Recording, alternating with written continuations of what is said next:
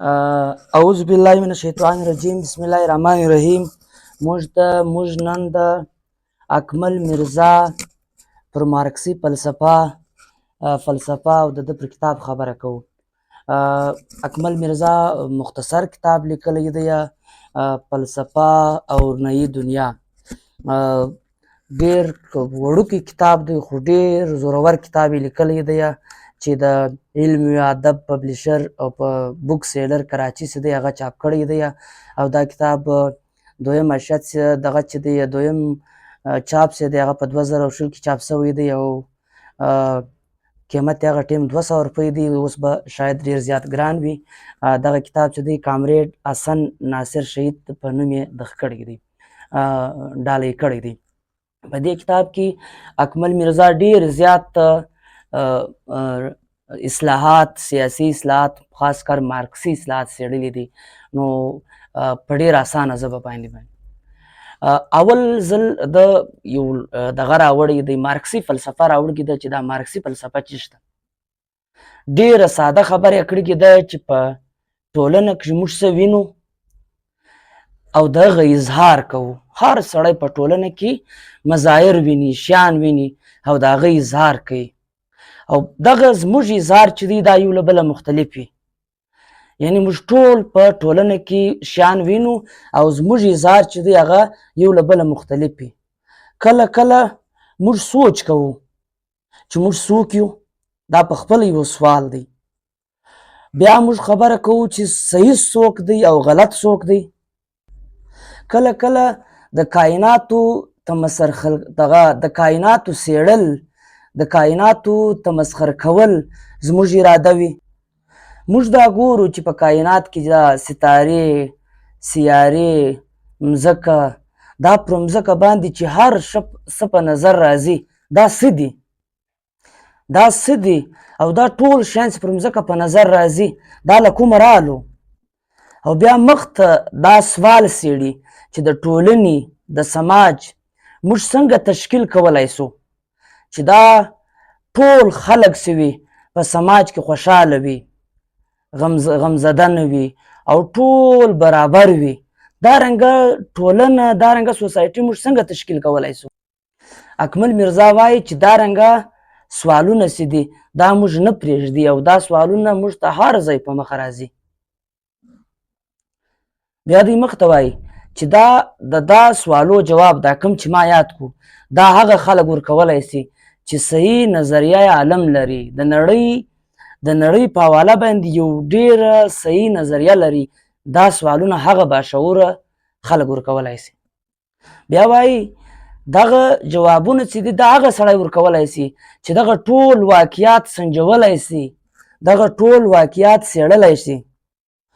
اوس دا بیا خپله سوال دی چې دا نظریه علم چې دی، دا د نړۍ نظریه چې ده دا چیش دی. دوی ډېر په ساده ژبه وایي په ژوند، پر دا موږ چې کوم ژوند کوو، یعنی د ژوند او د ژوند مظاهر، دا شیان چې په نظر راځي او واقعیات او زموږ د خیالاتو تعلق چې دی، یعنی د دې ژوند په حواله، د دې ټولو شیانو په حواله، دا کوم سوالونه چې موږ یاد کړو د دې په حواله باندې زموږ خیالات، زموږ نقطه نظر، زموږ خیالات یا زموږ نقطه نظر چې دی دغه نظریه علم دی. دوی وایي صحیح نظریه علم چې دی دا داسې دی لکه د انسان په بدن کې روح چې ده. یعنی صحیح نظریه د دې ژوند یا د مظاهرو دا کوم څه چې په نظر راځي د دې په حواله صحیح نظریه داسې ده لکه د انسان په بدن کې چې روح وي. اوس چې په دې ټولو سوالو باندې کله د انسان سر خلاص شي نو بیا دوی په مارکسي فلسفه باندې سر خلاصوی شي. دوی وایي مارکسي فلسفه چې ده دا جدلیاتي مادیت دی. جدلیاتي مادیت چې دی دا مارکسي فلسفه ده چې موږ ډایلکټیکل میټریالیزم ورته وایو. او تصورات چې دی، کوم ایډیلیزم چې دی دا مابعد طبیعت، یعنی مارکسي فلسفه چې ده دا جدلیات دی. ایډیلیزم چې دی دا د دې ضد دی. مابعد طبیعت چې دی، میټافیزیکس دی، دا د دې ضد دی. دوی وایي چې د مادیت په حواله او د تصورات چې کوم دي د ایډیالیزم په حواله باندې ډیر غلط تشریح خلکو له پخوا زره شروع کړي دي چې کله کولډ وار و یا ګریټ گیم و. د دوی دا خیال دی چې مادیت معنا دا ده چې هغه سړی مادیت پسنده دی چې دوی په نشو کې ډوبي، دوی په ژوند کې ډوبي، دوی د ژوند په خوندو په دې شیانو کې ډوب وي. او تصوریت چې دی هغه دا دی چې د مطلب ډیر بغیر لالچ د نسب لاینس وي، هغه ډیر صحیح وي او دوی د ژوند په حواله ډیر ښه نظر لري او دوی چې دوی بغیر مقصد چې دوی د یو ژوند لپاره کار کوي. دا یو ډیر مسخ شده تصویرونه دي چې د مادیت او د تصورات په حواله باندې پیښ شوي دي. اوس که موږ دا خبره وکړو چې مادیت خلک چې دي هغه ډیر زیات څوک دي یا ډیر زیات ماډرن دي یا ډیر زیات په مفاداتو کې ډوب دي، نو تاسو د کارل مارکس د دې ملنګ ژوند مطالعه وکړئ. څومره خاکسار سړی ترس وي، شاید په دې دنیا کې ډیر کم داسې فلسفي او نظریاتي خلک وي چې مادیت پسند وي، هغه څونه دغه سړی ترس. یا تاسو د لیلن خپله مطالعه وکړئ چې د ټولنې د بدلولو لپاره څومره ساده نظر ږدلی دی. نو دا دوی وایي چې دا مسخ شده تصویرونه دي، ډسټورټډ پکچرز دي، انځورونه دي چې غلط پیښ شوي دي. د مادیت پسند چې دلته اوس هم په دې تھرډ ورلډ کې یا په دې ټوله دنیا کې د مادیت پسند نظر راسي، خلک وایي چې د دې مطلب شرابي، زناکار، دا د سامراجیانو، د استعماریانو، د سرمایدارانه ټولنې دا کوم پروپاګانډیست دي دا د دې په حواله کړي دي. اوس ساده خبره موږ د مادیت او د تصوریت چې دی د دې خبره کوو، د ایډیالیزم او د میټریالیزم. په ټولنه کې په نړۍ کې که موږ ټول شیان وینو، مثال کې درخته ده، مځکه ده، ونه ده، ډبره ده، هر هغه شی چې موږ یې ټچ کولی سو، یعنی لاس وروړلی سو، اورېدلی سو، خوړلی سو، یا دغه د ناپ یې کولی سو، یعنی هغه ناپولی سو. دا ټول شیان چې دي دا چې دي د انسان د شعوره د باندې ژوند کوي، ازادانه ژوند کوي، ازادانه دا شی وجود لري. یعنی دا د انسان د شعوره بهر چې د خپل ازادانه وجود لري. او بل بیا دا شیان دي چې موږ یې نه ټچ کولی سو، نه یې اورېدلی سو، نه یې خوړلی سو او نه یې کتلی سو. دا ټول شیان چې دي دا زموږ د شعور برخه دي.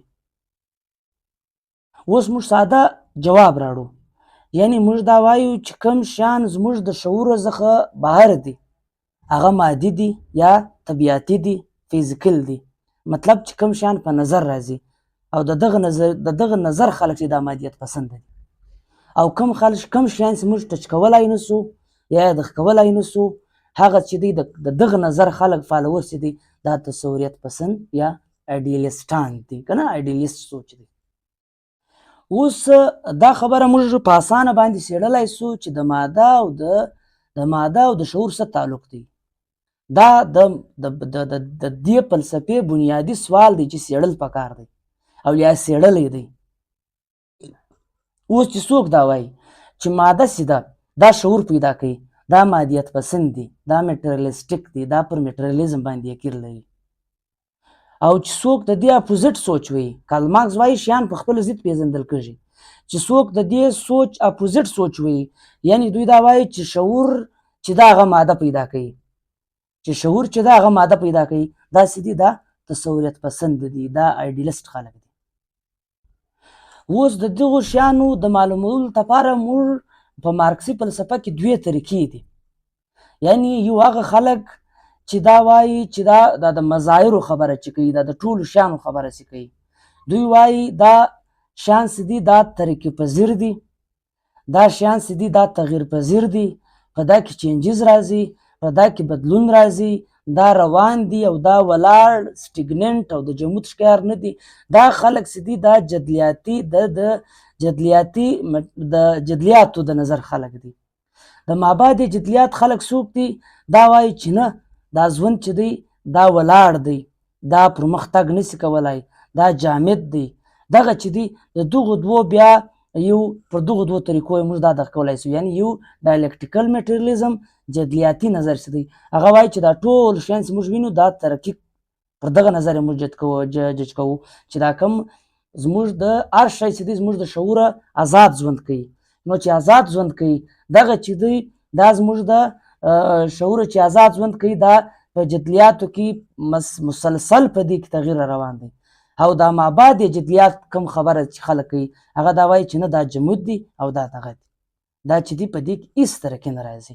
نو دغه سوالونه د څېړلو وروسته چې په دې سوالو ستا سر خلاص شي، په ماده او په شعور ستا سر خلاص شي، په تصوریت او په مادیت ستا سر خلاص شي، په جدلیات او مابعد او جدلیات ستا سر خلاص شي، بیا مارکسي فلسفه څېړل بیخي ډېر اسانه شي. کور مو ودان خو